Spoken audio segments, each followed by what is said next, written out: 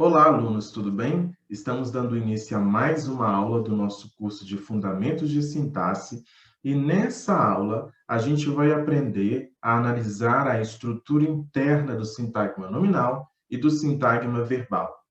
Nas aulas anteriores, a gente viu parte da estrutura dos sintagmas, porque a gente viu a relação, né, entre o núcleo e o complemento, a relação entre o núcleo e o especificador, a relação entre o núcleo e o adjunto.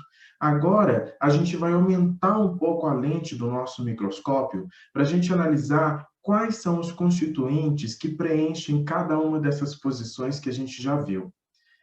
E para essa aula, eu continuo utilizando como referência o livro O Para Conhecer Sintaxe. Como descrever a estrutura interna de cada sintagma? Toda ciência apresenta uma maneira de representar os seus fenômenos. Por exemplo, as ciências da natureza, matemática, química, física, biologia, utilizam fórmulas para poder representar os seus fenômenos, para poder simbolizar a análise de como que eles vão descrever determinado fenômeno.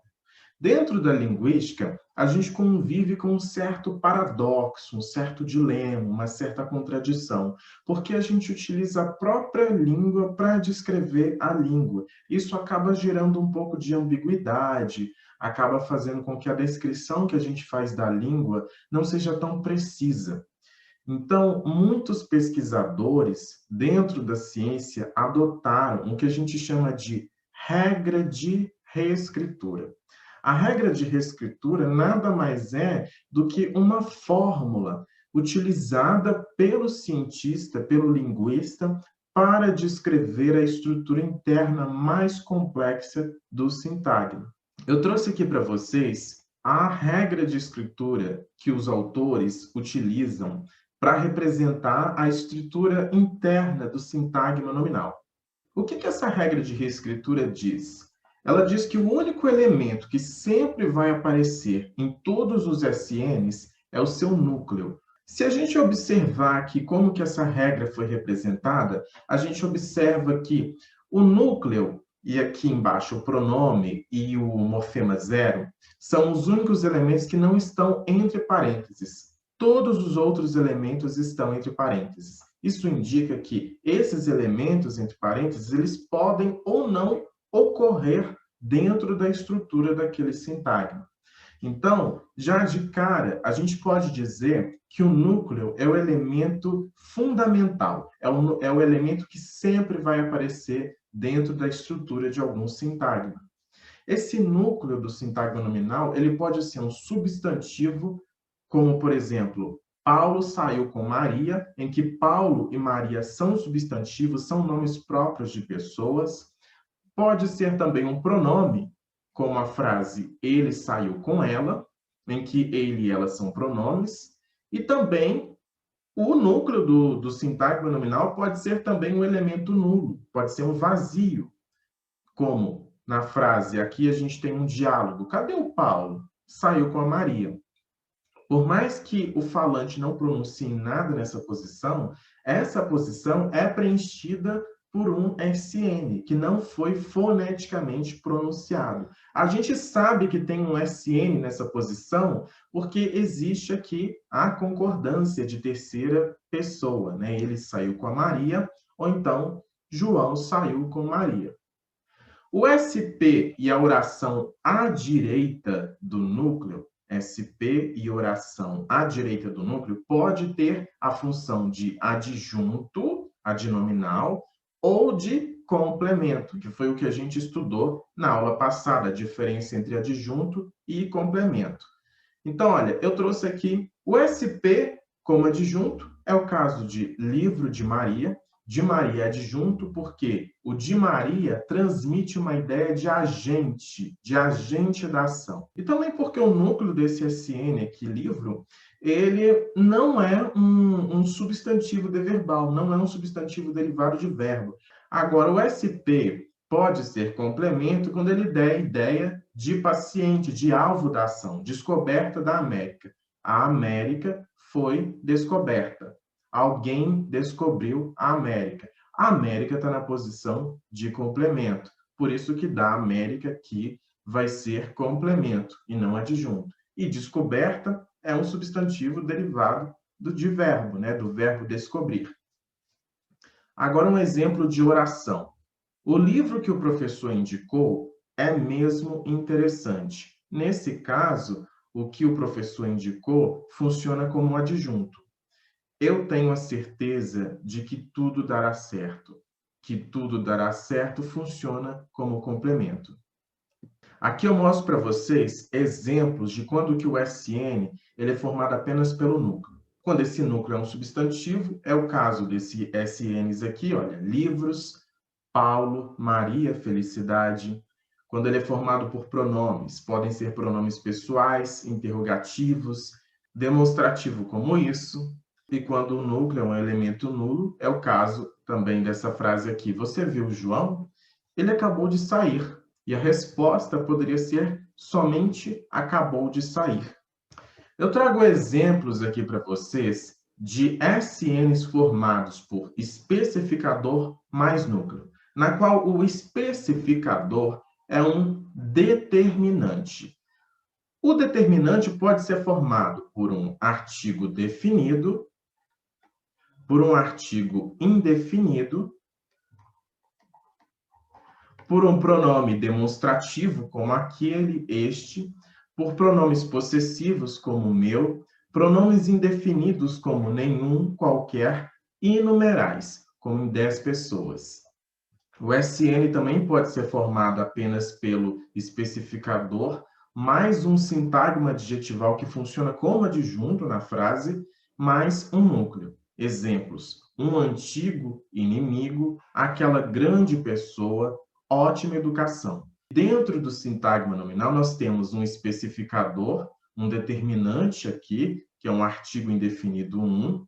A gente tem um SA, um sintagma adjetival, formado pelo nome antigo, e a gente tem aqui como núcleo desse sintagma nominal, inimigo. Nesse outro exemplo de sintagma nominal, dentro dele, a gente tem um especificador ou determinante, formado por um pronome demonstrativo. Depois a gente tem um sintagma adjetival, e o núcleo desse sintagma nominal é o nome pessoa. Nesse exemplo aqui, o núcleo do sintagma nominal é a palavra educação, o nome educação, e ele é antecedido por um adjetivo. Ótima, ótima educação. Esse adjetivo aqui forma um sintagma adjetival que está modificando, restringindo a referência desse núcleo. O SN também pode ser formado por adjuntos pós-nominais, ou seja, adjuntos que aparecem depois do núcleo.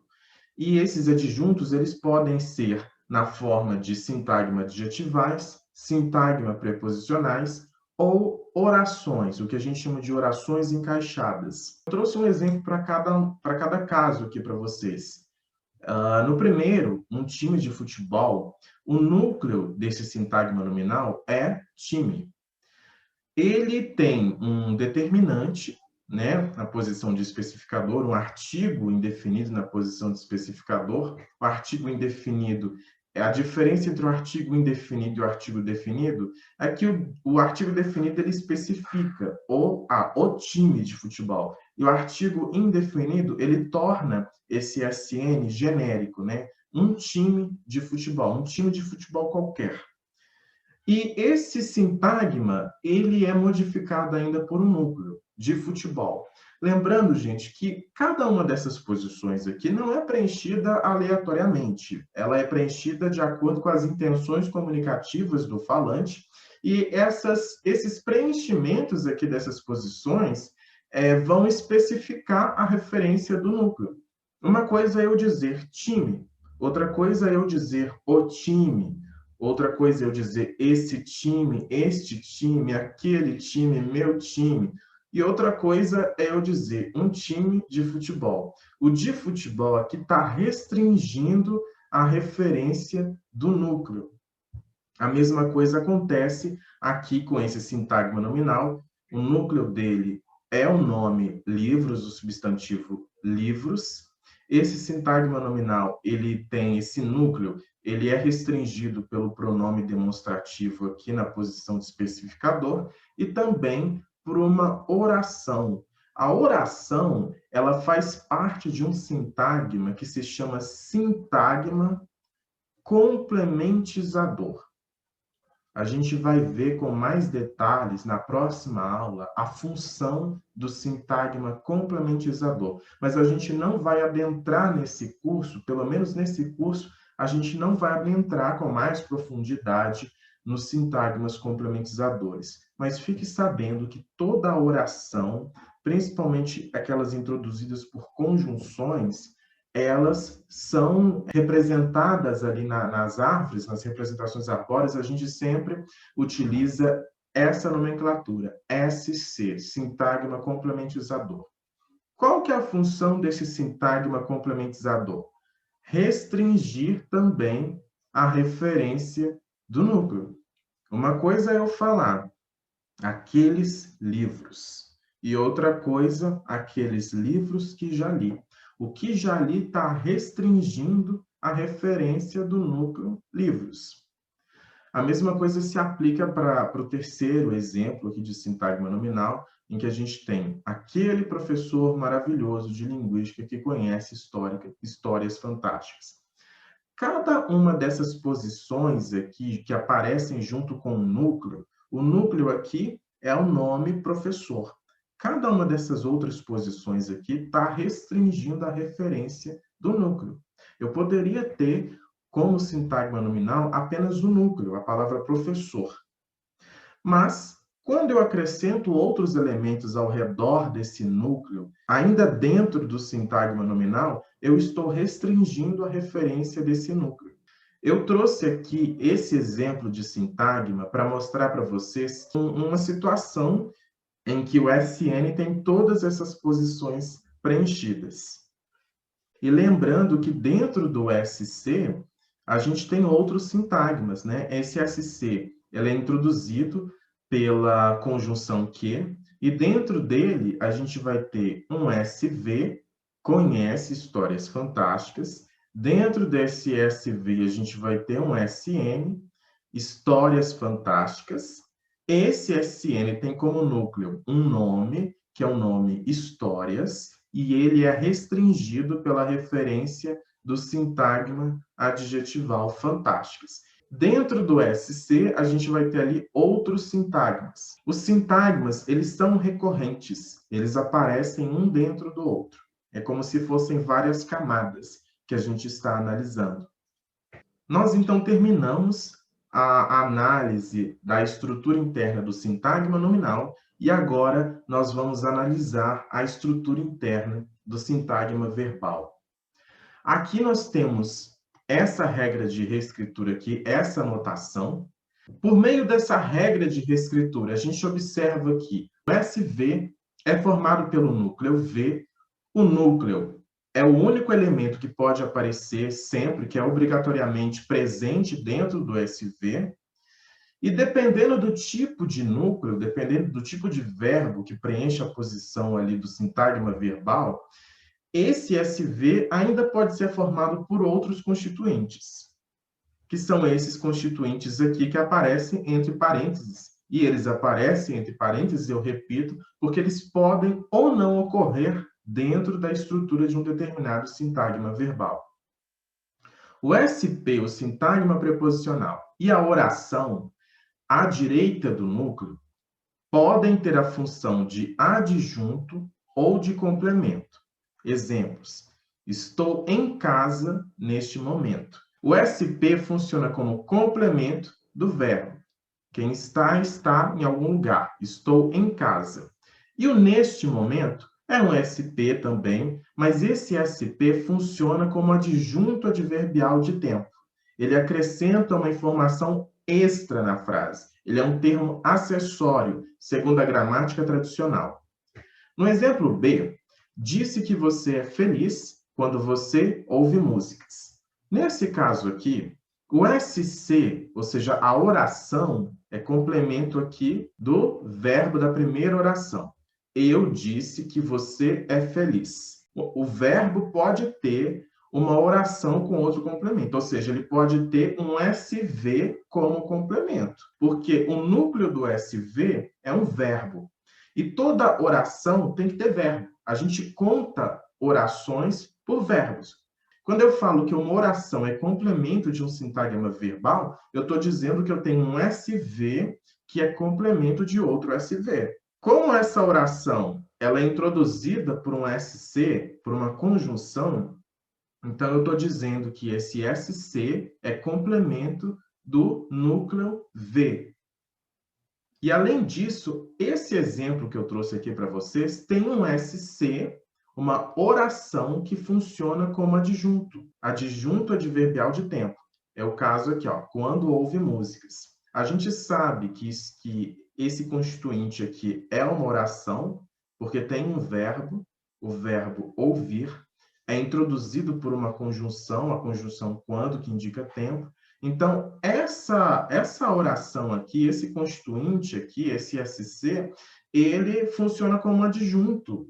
Ele é uma peça extra aqui dessa sentença. Disse que você é feliz. Segundo a gramática tradicional, né? Funciona como um adjunto e é um elemento que fica justaposto. Quando a gente faz a árvore, a gente vai colocar esse SC aqui, ele vai ser representado lá naquela posição justaposta ao SV.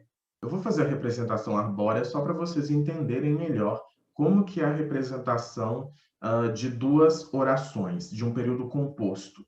Eu vou ter aqui o SV da primeira oração, V', V. O SN aqui, ele vai ficar nulo nesse caso, porque a frase está disse que você é feliz.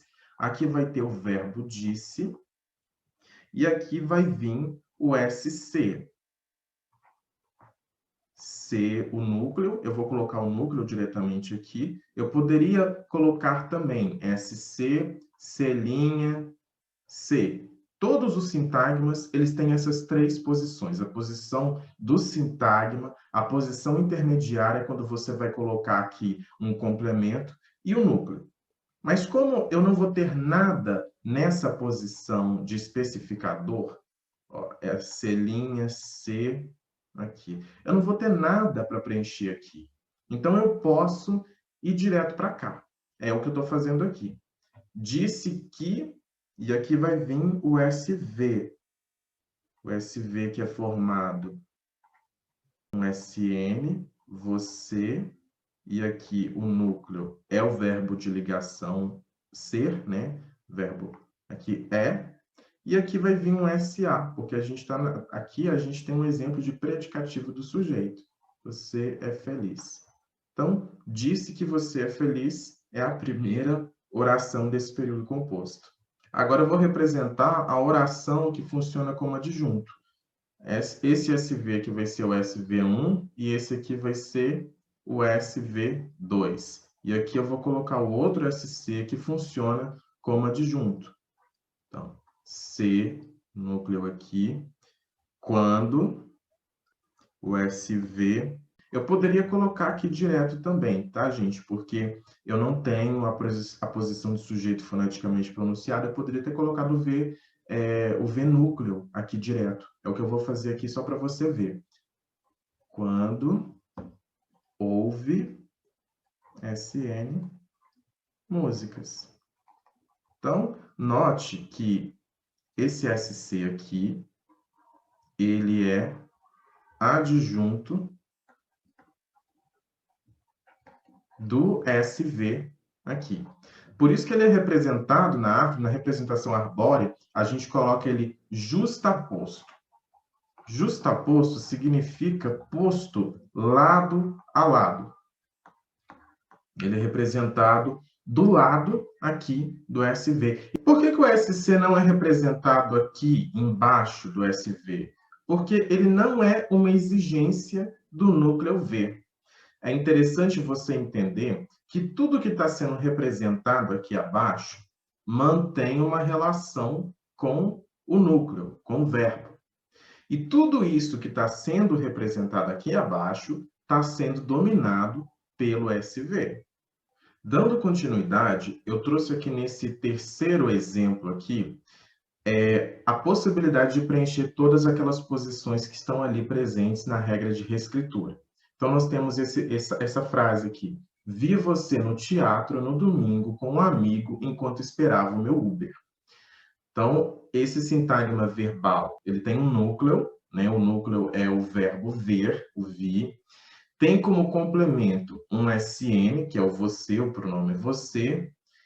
E também como complemento um SP no teatro.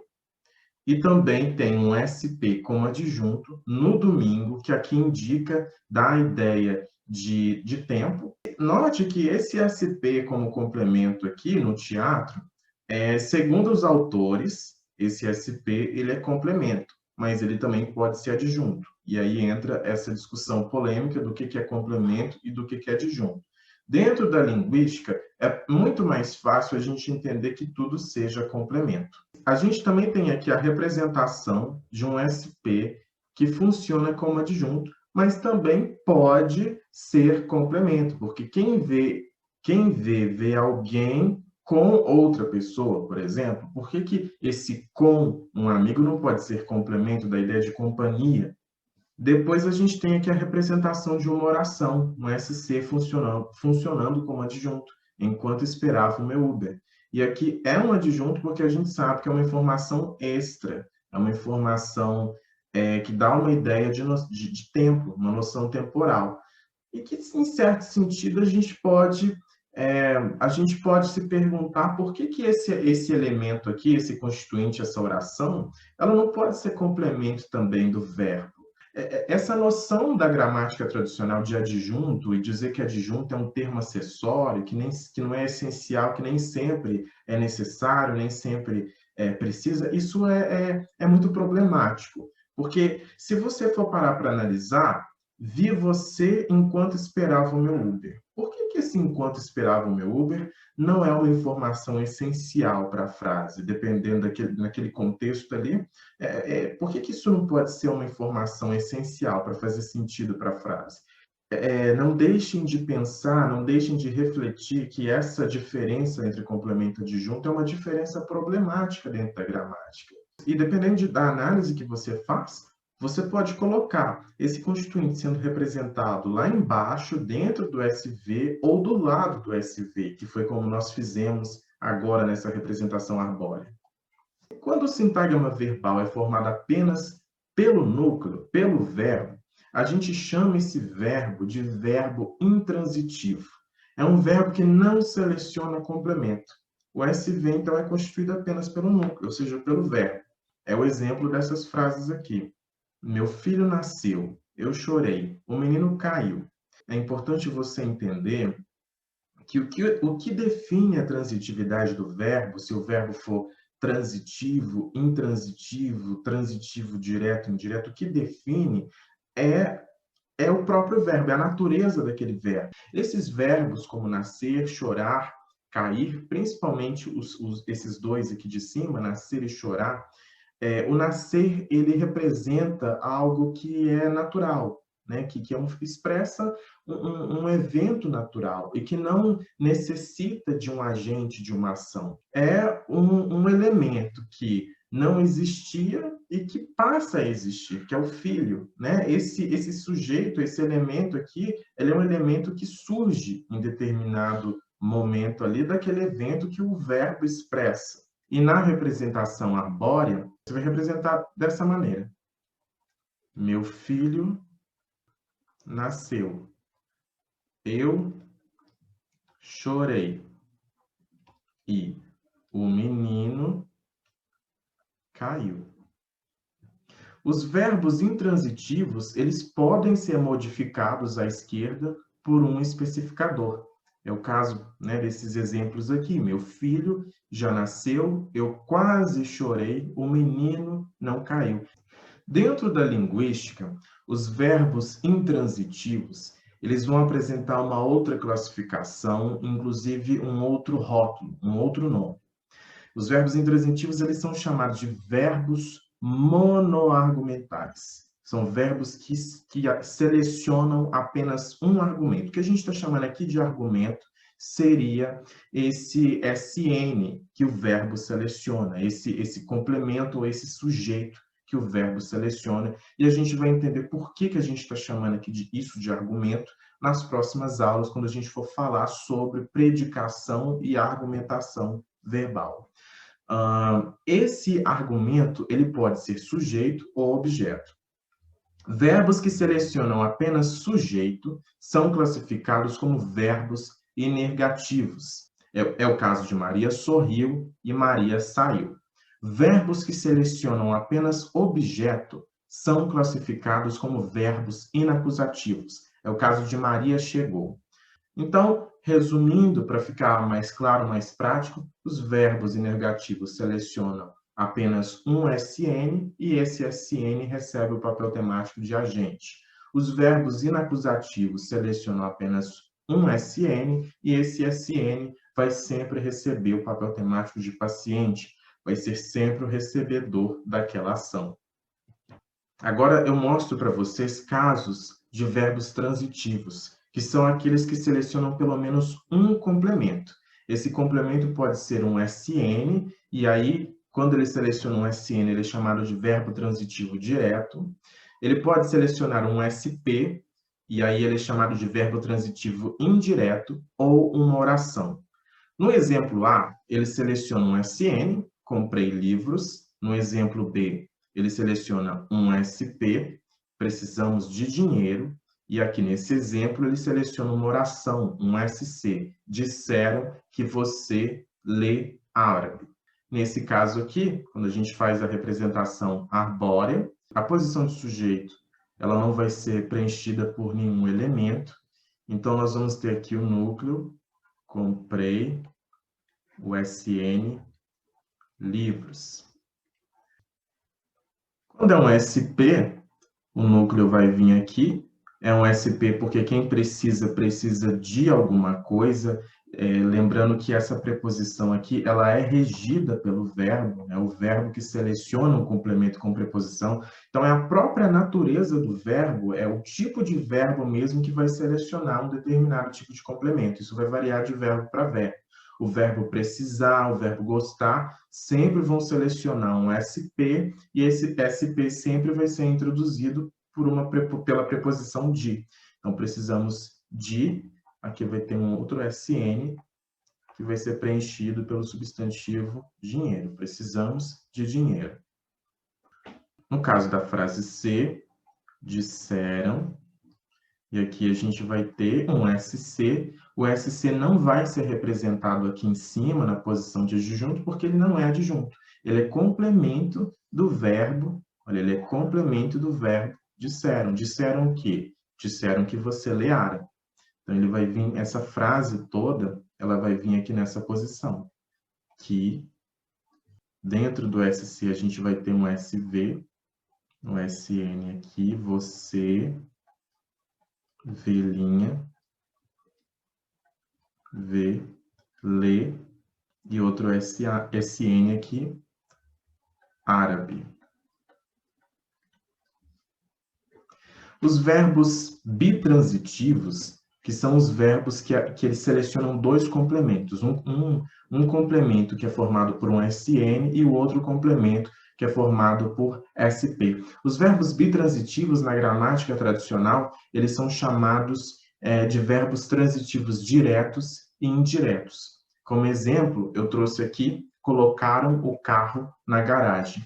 O verbo colocar, o verbo dar, o verbo entregar, sempre vai selecionar três argumentos. Um que vai ser sujeito e dois complementos, dois objetos. Um objeto que é introduzido por um SN e outro objeto que é introduzido por um SP. Isso por causa mesmo da natureza desse verbo, o tipo desse verbo, né? Os traços semânticos desse verbo vão selecionar aí esses dois complementos. Eu vou fazer, então, a representação arbórea aqui para vocês. SV, aqui vai ter o SN que vai ficar nulo, porque a gente não tem aqui nenhum elemento nessa posição de SN. Velhinha, aqui eu vou dobrar o velhinha. Aqui eu vou colocar o núcleo, colocaram. Aqui eu vou ter o SN, o carro. Eu poderia desdobrar o SN entre SD e N, mas eu não vou fazer porque eu não tenho espaço aqui, e também porque eu acho que é bom vocês entenderem que dá para fazer mais direto também a árvore, não precisa de ficar destrinchando todos os constituintes. E aqui vai vir o SP, que eu também poderia colocar direto, né, em o SN, a garagem. Lembrando que aqui, quando tem preposição, gente, e essa preposição ela está ligada com o artigo, a gente tem que desmembrar. É o caso aqui do SP, né, do em, que fica em com o artigo a, fica na, então a gente desdobra. O segredo, então, gente, é só você dobrar o velhinha, né? Naturalmente, você fazia o velhinha aqui e colocaria o núcleo aqui. Mas como tem dois complementos, você dobra o velhinha, coloca o núcleo, coloca o SN e desse lado você coloca o SP. Dessa maneira, você está dizendo que todos esses elementos aqui são complementos do núcleo, desse SV. Agora a gente vai falar de verbos copulativos. Os verbos copulativos, eles são chamados pela gramática tradicional de verbos de ligação. A gente vai dizer que os verbos copulativos, eles são verbos mais gramaticais do que lexicais. O que significa verbos gramaticais? Significa que eles não têm um referente.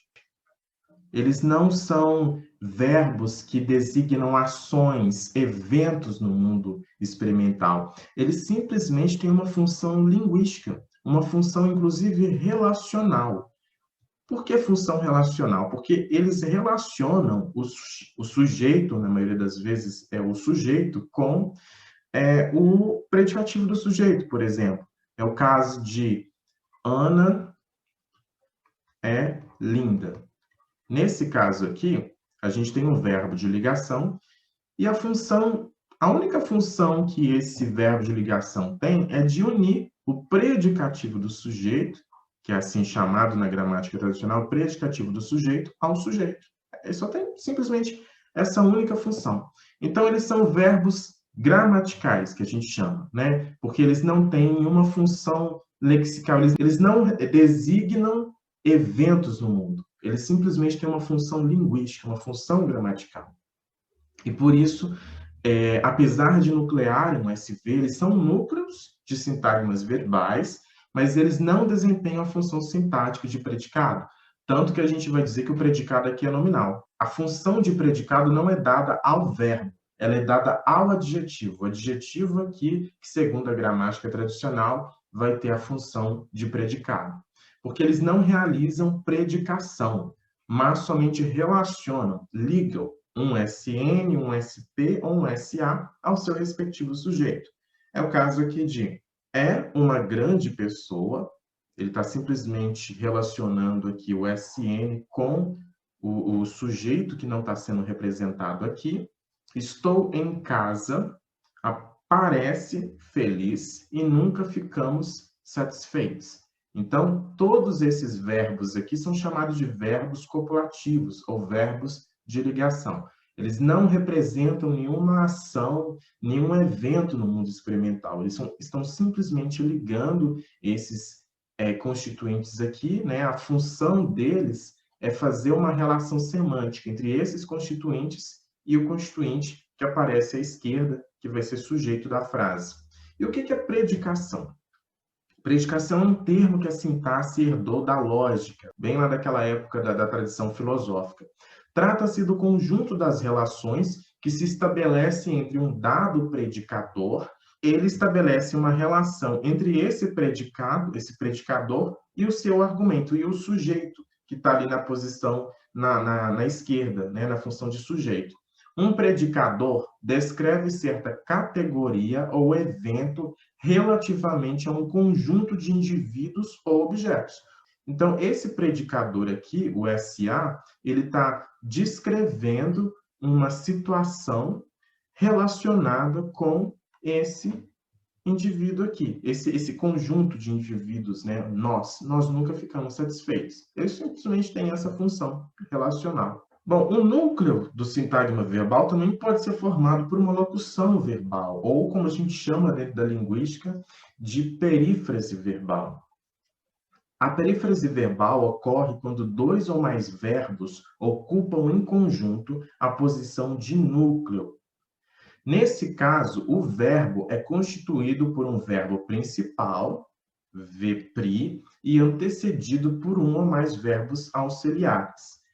Na representação aqui de entre colchetes, nós temos um SV, vou trabalhar de manhã. Esse SV é formado por um verbo auxiliar, o vou, o verbo principal, trabalhar, e o SP, de manhã. Esse SP aqui funciona, claro, como adjunto. No segundo exemplo, o SV, vou ir trabalhar de manhã. Esse SV é formado por dois verbos auxiliar. O primeiro verbo auxiliar é o vou, o segundo verbo auxiliar é o ir, e o verbo principal, trabalhar, e depois o SP adjunto, de manhã. Na representação arbórea, velhinha, eu vou dobrar o velhinha também de novo nesse caso, tá, gente? É muito simples. Essa posição aqui vai ficar vazia, ou você pode colocar eu também, se você quiser, tá? Eu, aqui vai ficar o vou, aqui vai ficar o trabalhar, e aqui em cima eu vou puxar o SP para ficar justaposto aqui. Eu vou colocar esse triângulo, a gente coloca o triângulo quando a gente não quer decompor a projeção daquele sintagma, tá? Não tem nenhum segredo aqui, eu vou dobrar o velhinha para poder acrescentar o verbo auxiliar aqui. Eu, inclusive, posso, na minha representação, para poder ficar mais claro, até para mim mesmo que estou aprendendo, no caso para você que está aprendendo, colocar, ao invés de colocar esse V0 aqui, colocar V auxiliar. E aqui VPRI, por exemplo, VAUX ou VPRI, se você quiser. Você também pode fazer dessa maneira, se isso ficar mais claro para você. Agora, no caso da segunda frase, que a gente tem dois verbos auxiliares e um verbo principal, você dobra o velhinha. Então, esse velhinha aqui, ele não tem um complemento aqui. Eu estou fazendo ele direto. Eu já coloquei o V, o núcleo V aqui. E do lado dele, eu abri um outro velhinha. E dentro desse velhinha, eu vou abrir dois Vs, dois núcleos. Então, eu vou ter vou, ir, trabalhar, e o de manhã na posição de adjunto. O verbo principal possui valor lexical. A diferença é essa. O verbo principal possui valor lexical, é ele que representa a ação ou evento no mundo experimental. O verbo auxiliar, ele vai carregar a flexão da frase. Ele que vai carregar as categorias de tempo, modo, aspecto verbal, número, pessoa. E ele não faz predicação nenhuma. Quem faz predicação é o verbo principal. Agora, detalhe. Como saber se uma frase que contém dois verbos lexicais ou um verbo auxiliar e um verbo lexical? A gente descobre isso pelo teste de negação. E o teste de negação consiste em negar os dois verbos. Você acrescenta um não antes do verbo auxiliar e outro não antes do verbo principal. Quando você tiver uma perífrase verbal, uma locução verbal, a frase fica agramatical. É o caso de João não vai não trabalhar de manhã. Agora, quando a gente não tem uma locução verbal, o teste da dupla negação, ali do verbo auxiliar e o verbo principal, não torna a sentença agramatical. É o caso dessa segunda aqui. João não adora não trabalhar de manhã. Essa frase pressupõe que o João gosta de trabalhar, né? Se ele não adora não trabalhar de manhã, significa que ele gosta de trabalhar. Isso indica que essa sentença aqui, ela, por mais que soe estranha para nós falantes do português brasileiro, ela é uma sentença gramatical. Então, aqui a gente não tem uma perífrase verbal, a gente tem, ele é uma oração que está sendo complemento do núcleo, do verbo da primeira oração. Se a gente fizer a representação arbórea, a gente vai ter um outro SV que está funcionando como complemento do primeiro SV. Aí aqui a gente vai ter apenas o núcleo, que vai ser o verbo, e o de manhã vai ser representado justaposto, porque ele é uma adjunta adverbial.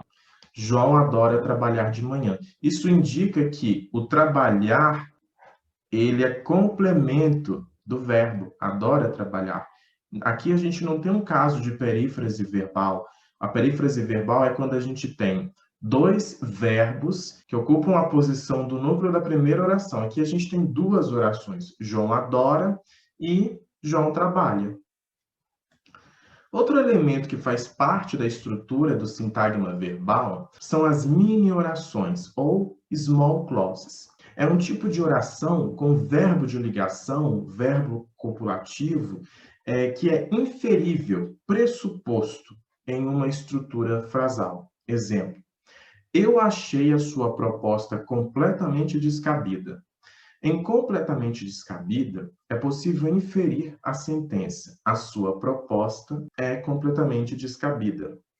A gente pode inferir uma oração aqui no completamente descabida, que é a oração formada por verbo copulativo, que é o que a gente chama de mini-oração. A sua proposta é completamente descabida. Então, a sua proposta é completamente descabida é que é a mini-oração dessa oração aqui, dessa frase. De modo geral, as mini-orações podem ser identificadas em frases com verbos que expressam declarações, julgamentos. É o caso dos verbos achar, considerar, julgar, chamar e declarar. Bom, e por que a gente não pode dizer que o verbo achar, nessa frase aqui, que foi dada como exemplo, ele não possui uma dupla complementação, ou seja, ele não é um verbo transitivo direto ou indireto, um verbo bitransitivo. Observação: frases que possuem mini-oração têm um SV seguido de um SN objeto. A gente tem um núcleo verbal aqui, o SV, ele é seguido de um SN. O núcleo desse SN é o nome proposta, e de um SA, esse caso é um SA, mas também poderia ser um SN ou SP. Esse SA aqui funciona como predicativo do objeto. Ou seja, o SN, a sua proposta, é objeto do verbo achar. E esse descabida aqui, ele é predicativo desse objeto. Ele está atribuindo uma qualidade a esse objeto. Proposta descabida. O descabida atribui uma característica proposta. Então, por isso que a gente tem aqui uma mini-oração. Sua proposta é descabida. O completamente aqui, ele é apenas um adjunto adverbial. Ele está intensificando, né, o quanto que essa proposta é descabida, mas ele não tem nenhuma relevância para a nossa explicação assim, sobre o que seria uma mini-oração. O mais importante aqui é você entender que sempre quando tiver uma mini-oração, o verbo ele vai selecionar um complemento, e esse complemento ele vai ser seguido de um SA, um SN ou SP, que vai funcionar como predicativo do objeto. A GT classifica o predicado dessas frases como predicado verbo nominal, porque o predicado é tanto dado pelo verbo, o verbo é um predicador, e o adjetivo, ou SN ou SP, também vai ser predicador, também vai atribuir essa predicação. Por isso que a gente chama, nesse caso, a gramática tradicional, né, chama de predicado verbo nominal. O SA, SN ou SP, que funciona como predicativo, não pode ser entendido como complemento do verbo, ou seja, esse descabida, que ele não pode ser entendido como complemento do verbo achar. Para isso, para poder você tirar a prova real disso, é só você substituir o SN, objeto, por um pronome. Quando a gente substitui, a gente percebe que funciona. Eu achei ela completamente descabida. Ao tentarmos substituir o objeto por um pronome, percebemos que somente o SN, a sua proposta, é que é substituído. O descabida não é substituído junto com o SN. Eu achei ela descabida. O verbo achar, ele se configura como um caso de homonímia. O verbo achar que dá a ideia de julgar, é o caso dessa frase aqui que a gente leu agora há pouco, e o caso também dessa segunda frase aqui, olha, o professor achou aquele livro uma obra de arte. Nesse caso aqui, o verbo achar é sinônimo do verbo julgar. Agora, o verbo achar também pode ser sinônimo do verbo encontrar. É o caso da segunda frase aqui, olha. O professor achou aquele livro. Quando eu digo o professor achou aquele livro, eu estou querendo dizer o professor encontrou aquele livro. Nesse caso, não acontece essa estrutura da mini oração. A gente tem a estrutura normal de sujeito e objeto. Se eu tenho a frase, o professor achou aquele livro uma obra de arte, dentro do SV, a gente vai ter uma mini oração, e essa mini oração, que é a oração que pode ser inferida, e essa oração é sempre estruturada por um verbo de ligação, essa oração vai ser o livro, aquele livro é uma obra de arte. Eu fico por aqui e na próxima aula eu vou continuar a explicação a respeito da estrutura interna dos sintagmas e a gente vai falar a respeito da estrutura dos sintagmas adjetivais e dos sintagmas preposicionais. Eu agradeço a sua atenção e espero você na nossa próxima aula.